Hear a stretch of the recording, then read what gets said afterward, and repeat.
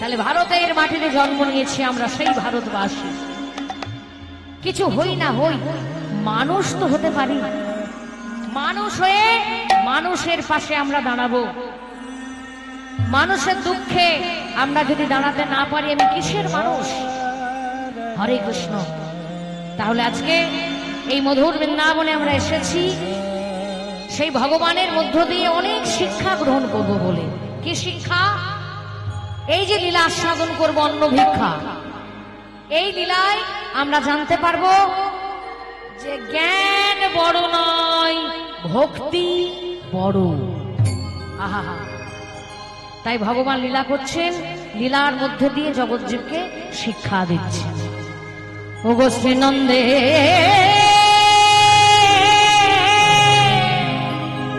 নন্দন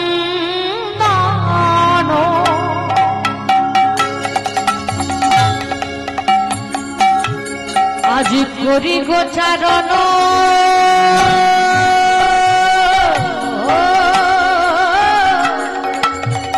মলিন মুখ শশী। আজি শ্রীনন্দে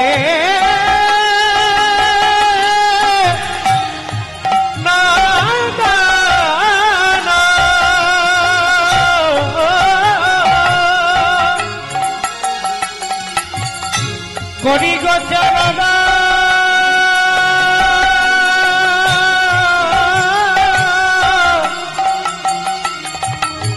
মলিন মুখ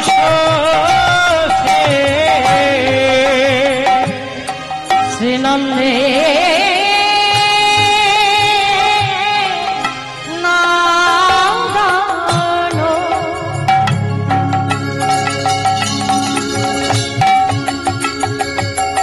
করি গোচারণ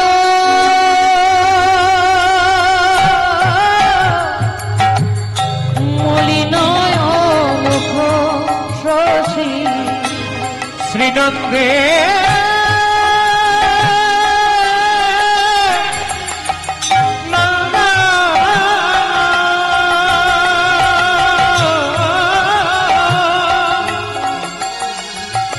আজি করি গোচারণ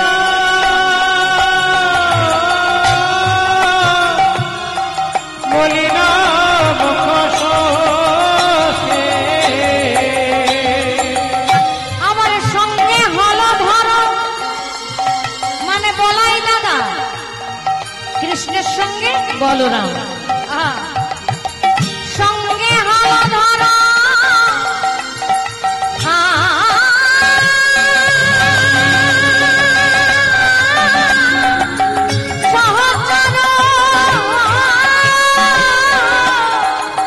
ওইরা সঙ্গে হল ধর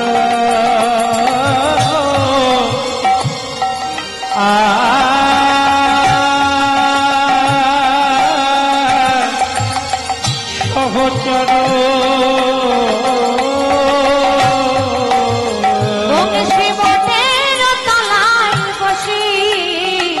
বটের তলায় বসি, বংশী বটের তলায় বসে, বটের তলায় বসে, বটের তলায় বসিল রে, বংশী বটের তলায় বসিল রে। ওগো কালো শশী হাসি হাসি বটের তলায় বসিল রে। কালো শশী হাসি হাসি তুমি লীলা করবে বলে, কালো শশী হাসি হাসি তুমি লীলা করবে বলে, কালো শশী হাসি তুমি লীলা করবে বলে, কালো শশী হাসি বংশী বটের তলায় বসিল রে। ভগবান সকাল থেকে গোচারণে বেরিয়েছেন, গরু চড়িয়ে যাচ্ছেন। হরে কৃষ্ণ। তো সেই ভগবান শ্রীরাম সুদাম দাম্য সুদাম মধুমঙ্গল সবাইকে নিয়ে বেরিয়েছেন। সেই গোচারণে কত রকমের খেলা, কত আনন্দ, কত লাফাঝাপা। মা যা কিছু খাবার দিয়েছিল সব শেষ হয়ে গেছে। এমন সময় সখাদের ওই খেলা করতে করতে খুব খিদে পেয়েছে, খিদে জ্বালা আর সহ্য করতে পারছে না। ভগবান অন্তর্যামী তাই সকল সখাদের এলো এ বটবৃক্ষের তলায় বসিলে। সেই বৃক্ষের তলায় বসে বসে ভগবান আমার ভাবতে লাগলেন, এই সখারা যদি আমার কাছে না চায় আমি কেমন করে তাদের খাদ্য যোগাই বলো। আমি প্রতিজ্ঞা করেছি, যেই যথা মাং প্রবদ্ধন্তে তস্তথৈব ভজম্যহম মম বট্টানুবর্তন্তে মনুষ্যাঃ পার্থ সর্বস্ব। গীতায় অর্জুনকে ভগবান বলছে, আমাকে যে যে যেমন ভাবে ভজনা করবে আমি সেইভাবে তার ভজনা করি। অর্থাৎ যে যা চাইবে আমি তাই তাকে দেব, কিন্তু না চাইলে আমি দিতে পারবো না। তাই তো ভগবানের কাছে আমরা চাই, তাই না? ভালোই করি। যখনই ঠাকুরের কাছে আসি, আস্তে একটু আস্তে, যখনই ঠাকুরের কাছে আসি, ঠাকুর এটা দাও সেটা দাও, চাওয়ার আমাদের শেষ নাই। আবার অনেক মায়েরা ভালো বলে, আমার জন্য তো কিছু চাই না ঠাকুর, আমার ছেলেটাকে ভালো রেখো। আরে ছেলেটাও তো সে তোমারই ছেলে। রাধে রাধে। এখানেও তো মায়া। হরে কৃষ্ণ। তাহলে আমরা কিছু চাই, নিজের জন্য চাই, কিন্তু ভগবানের জন্য কিছু চাই না। চাই ঠাকুরের কাছে এসে কখনো বলি, ঠাকুর তুমি ভালো থাকো, তুমি সুখে থাকো, তুমি আনন্দে থাকো? কখনো বলি না। ওই যে বললাম, আমরা কোনো ভালোবাসতেই শিখি নাই। ভালোবাসা না হলে ভক্ত হওয়া যাবে না, আর ভক্ত না হলে ভগবানের মঙ্গল কামনা করা যাবে না। তা ভগবান সবার মঙ্গল কামনা করছেন, অপেক্ষা করে বসে আছেন যে শ্রীরাম সুদাম একবার আমাকে বলুক যে খিদে পেয়েছে, আমি ঠিক খাবারের জোগাড় করে দেবো। আহা হা। এমন সময় শ্রীরাম চিৎকার করে উঠলো, কানাই! এই তো আমাকে ডেকেছে, এই তো বললো তাদের খিদে পেয়েছে, বললো বলে। এই কানাই, শোন না কানাই, বল তাড়াতাড়ি বল। ওরে বাজারে কানা মোহ বেলো বাজার, ওরে বাজারে মোহ বেনু বাজার, ওরে আমার রাখাল রাজা বাজারে মোহন বেলো বাজার। আরে আমার রাখাল রাজা বাজারে মোহন বেনু বাজার। দাঁড়া, প্রত্যেকদিন তো বেনু বাজায়, এবার নতুন কথা কি রে? বেনু বাজা, অন্য কিছু বল না। ভগবান চাইছে বলুক খিদে পেয়েছে, বললেই আমি জোগাড় করে দেবো। শ্রীরাম বলছে, কানাই রে, বেনু শুনতে বড় ভালোবাসি, বেনু শুনতে বড় ভালোবাসে, ওরে বাজারে কানাই হাসি হাসি শুনতে বড় ভালোবাসি। বাজারে কানা হাসি হাসি বেনু শুনতে বড় ভালোবাসে। ধন্য ছেলে তোরা। তখন থেকে শুধু বেনু বেনু আর বেনু আর বেনু। ভগবান মনে মনে ভাবছে, ও যেটা আমি ভালোবাসি তাই না? এটা হচ্ছে ভক্তের ভাবনা। ভক্ত কোনোদিন ভগবানের কাছে কিছু চায় না, বরং ভগবান কিসে সুখে থাকবে, ভগবান কিসে আনন্দ পাবে, ভগবানের সুখ বিধান কেমন করে করবে, সেই চিন্তায় সবসময় মগ্ন থাকে ভক্ত। তাই বারবার বলছে, কানাই বেনু বাজা, বেনু বাজা, বেনু বাজা। আর ভগবান মনে মনে বলছে, ওরে শ্রীদাম, আজকে বেনুর কথা বললি, বেশ, আজকে এমন বেনু বাজাবো যেটা চিরদিন স্মরণীয় হয়ে থাকবে। যে বেনু আমি কোনোদিন বাজাইনি, সেই বেনু আজকে বাজাবো, ইতিহাসে দাগ হয়ে থেকে যাবে। সবাই জানবে যে ভক্তের জন্য ভগবান কি না পারে।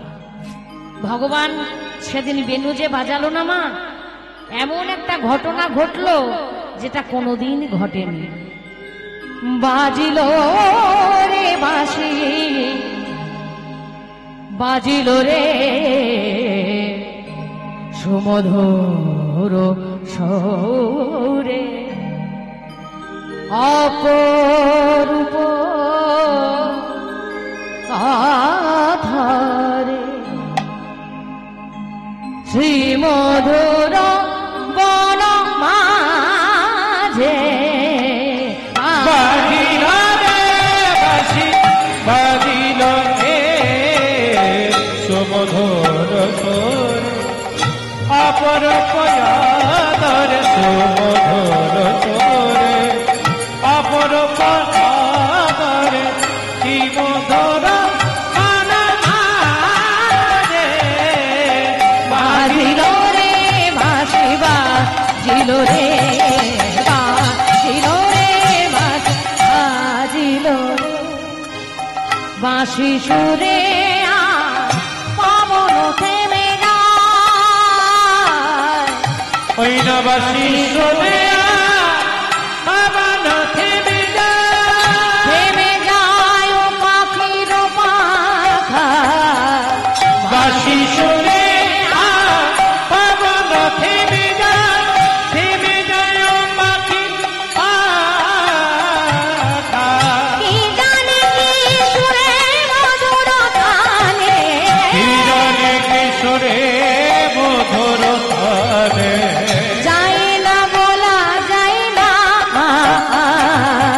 বাজিল রে বাঁশি, বাজিল রে বাজিল রে বাজিল রে, বাজিল রে বাজিল রে বাজিল রে, বাতাসটা থেমে গেল, থেমে গেল, আকাশে যে পাখিরা উড়ছিল আকাশেই রয়ে গেল, রয়ে গেল, বৃন্দাবনের পশু পাখি সবাই স্তম্ভিত হয়ে গেল। কানাই, এ কি সর্বনাশ করে দিলি রে?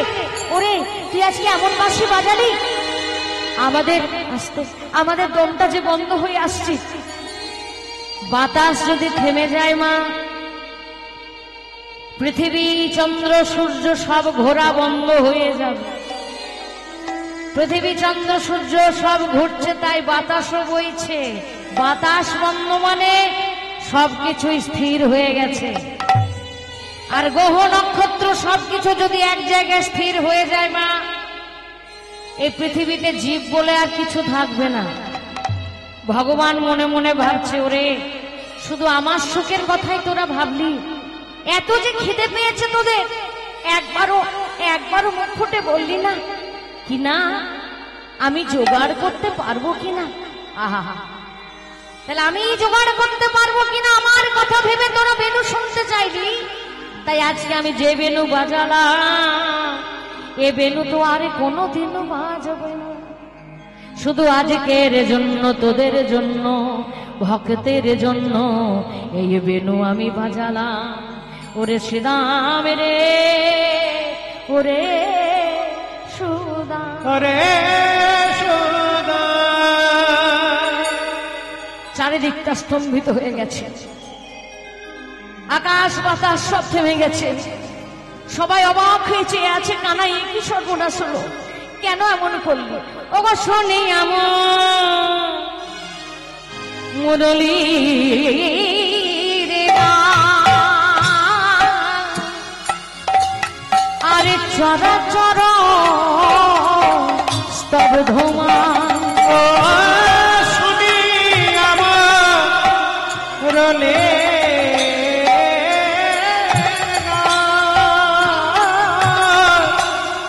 ওগো চরা চরা স্থগিত মা, পবন স্থগিত হইয়া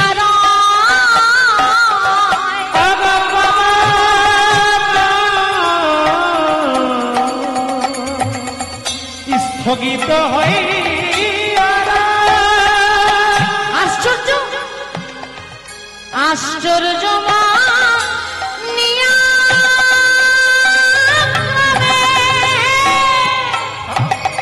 হে চরয় চরবে ওই নয় আশ্চর্য মানিয়া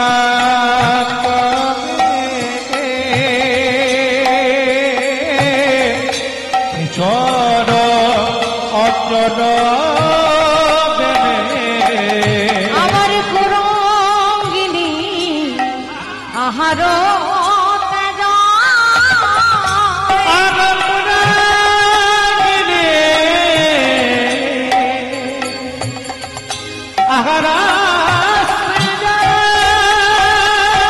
দেখো দেখো ওই পাখির গানা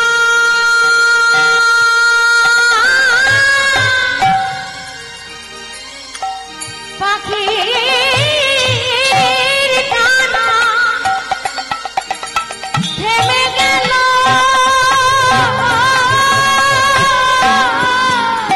ওই না পাখে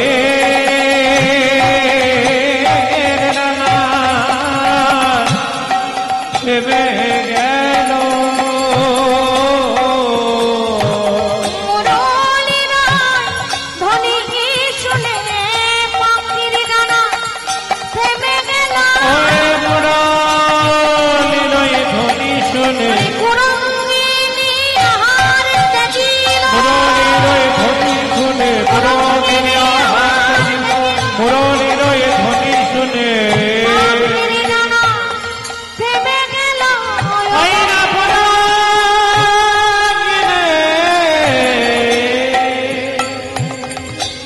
আহার আসতে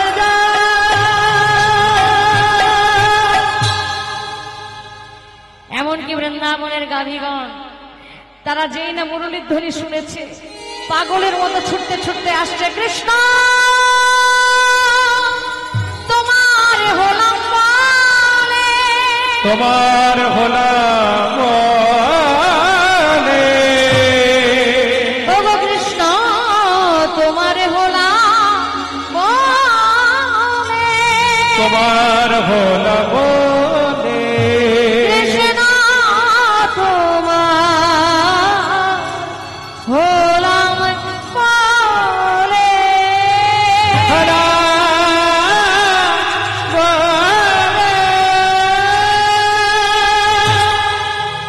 হরি বল হরি বল।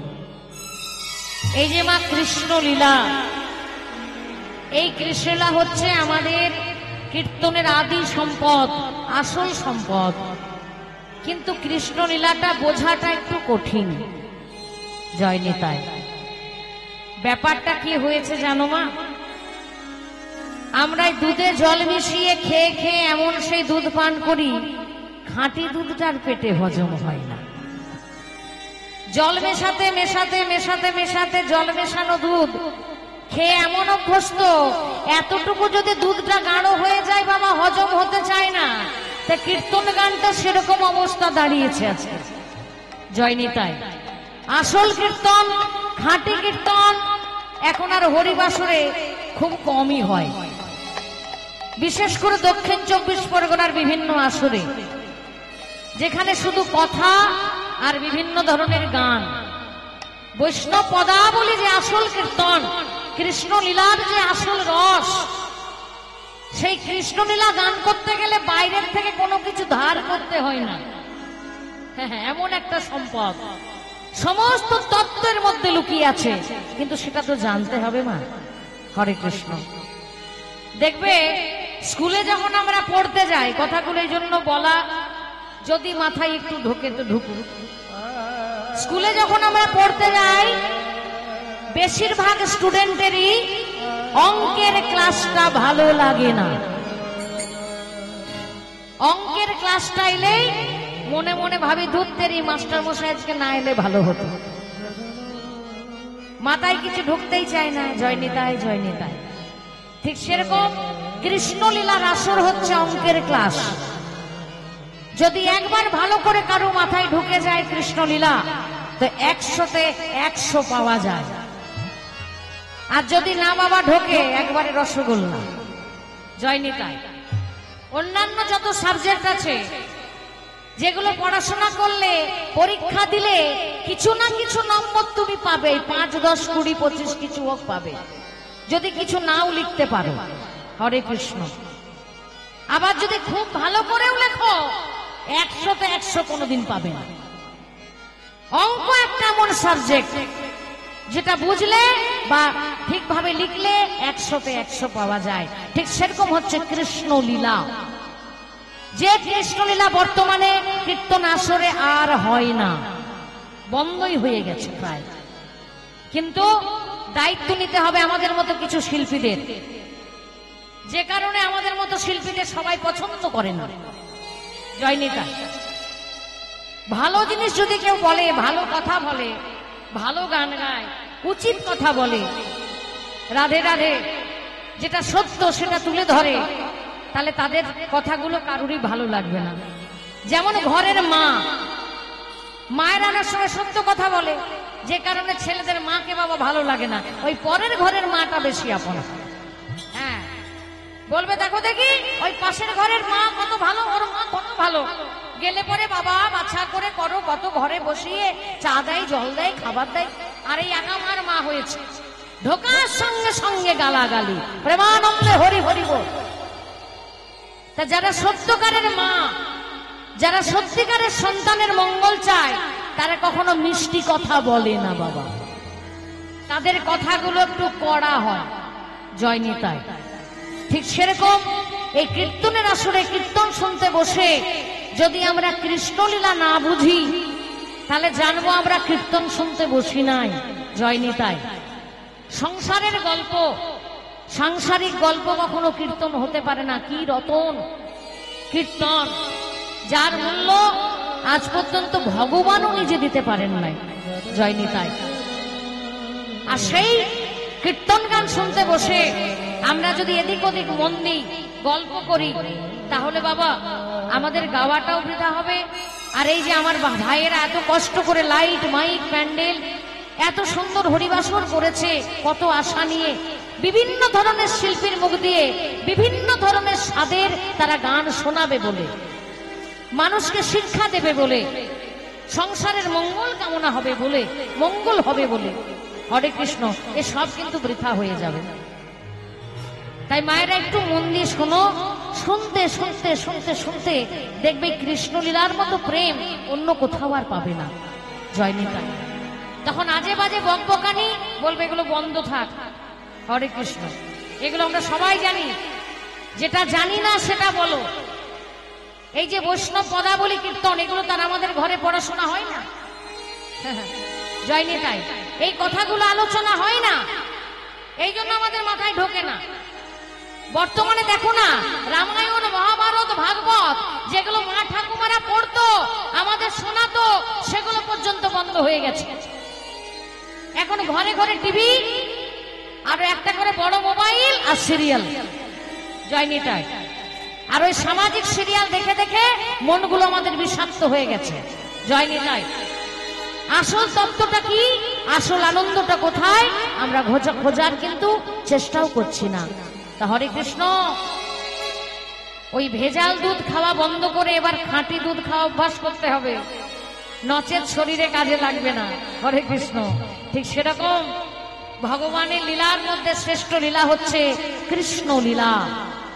যে লীলা গৌর হরি নিজের আস্বাদন করেছেন, সবাইকে করিয়েছেন। রাধে রাধে। আর আজকে হরিবাসরে বসে এই যে ভগবান শ্রীকৃষ্ণের অন্ন ভিক্ষা, এটা ভাগবত খুললেই দেখতে পাবেন। এই অন্ন ভিক্ষা লীলাটা ভগবান নিজে করেছেন। আর বৈষ্ণব পদাবলীর মধ্যে দিয়ে বৈষ্ণব মহাজনরা সুন্দর করে লীলাটিকে সাজিয়েছেন, দর্শন করেছেন, দেখেছেন, লিখেছেন। আর সেগুলোই বৈষ্ণব পদাবলী হয়ে, কীর্তন হয়ে আমরা আসরে আস্বাদন করছি। রাধে রাধে। তাহলে সেই মধুর বৃন্দাবনে ভগবানের ভক্তের মনের ইচ্ছা পূরণ করার জন্য যখন মুরলীটি বাজালে, তখন আকাশ বাতাস স্তম্ভিত হয়ে গেল। গাভী গোপীগণ ছুটতে ছুটতে এলো, হে কৃষ্ণ তোমার হলাম বলে, তোমার হলাম বলে। ওগো প্রাণনাথ, আমরা যে পশু জাতি, তুমি যে মুরলীর ধ্বনি করে আমাদের ডেকেছো, আমাদের তো দুটি হাত নাই যে হাত দিয়ে তোমার চরণ সেবা করিব। হে গোবিন্দ, তুমি তো দাও নাই শ্রীবদন, যে শ্রীবদন দিয়ে তোমার গুণকীর্তন করে তোমায় আনন্দ দেব, তোমায় আনন্দ দেব। হে গোবিন্দ, তুমি দিয়েছ শুধু জিহ্বা, যে জিহ্বা দিয়ে তোমার শ্রীঅঙ্গে যত ধুলো লেগেছে, সেই ধুলোগুলো চেটে চেটে পরিষ্কার করে তোমার সেবা করিব, সেবা করিব। তুমি কৃপা করে করুণা করে করুণা করে আমাদের মতো অবলা গাভীদের সেবা গ্রহণ করো, সেবা গ্রহণ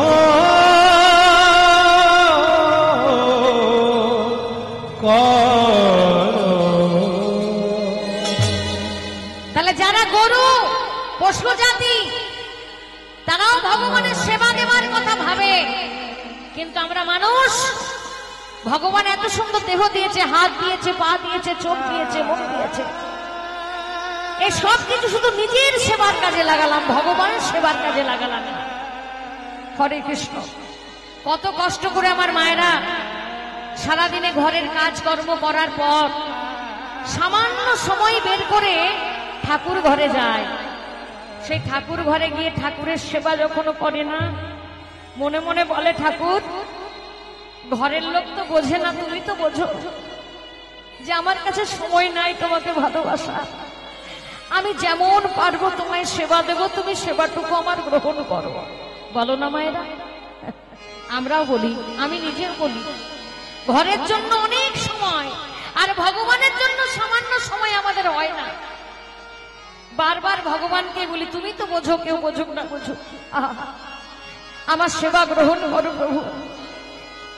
ওই বৃন্দাবনের গাভীগণ যখন কাঁদতে শুরু করেছে, ভগবান কৃষ্ণ হাত দুটি বাড়িয়ে দিয়েছে, আর যেই হাত দুটি বাড়িয়ে দিয়েছে, জিভ দিয়ে চেটে চেটে কৃষ্ণের অঙ্গ পরিষ্কার করে দিচ্ছে।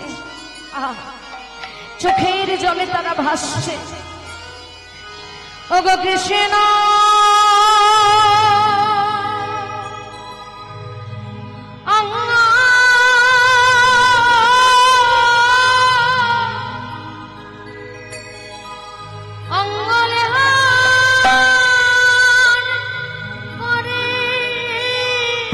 তারা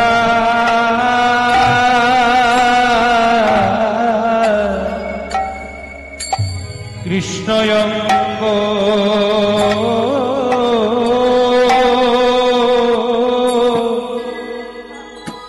লেখ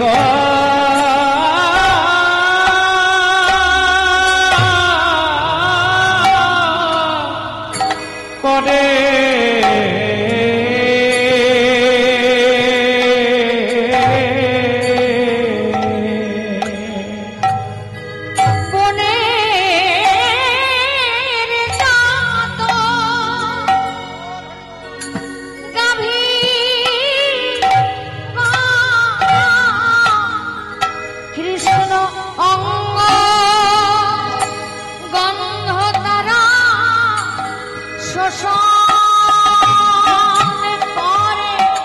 অগবনে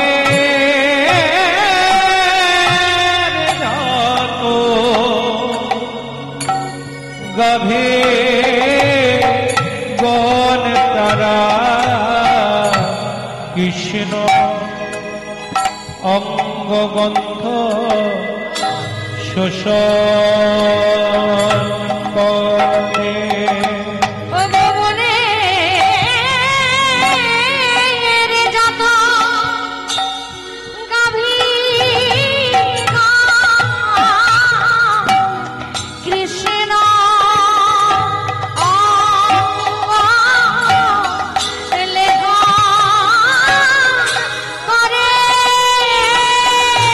গগনের যত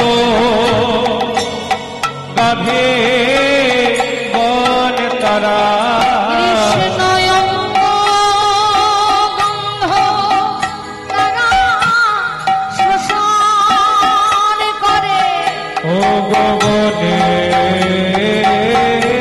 যত গাভে বন তারা কৃষ্ণয়ঙ্গ গন্ধ তারা শ্মশান করে। ও গগনের যত গাভী গণ তারা অঙ্গ গন্ধ শ্মশান করে। ও গগনের যত গাভী গণ তারা কৃষ্ণ অঙ্গ দেহন করে বনে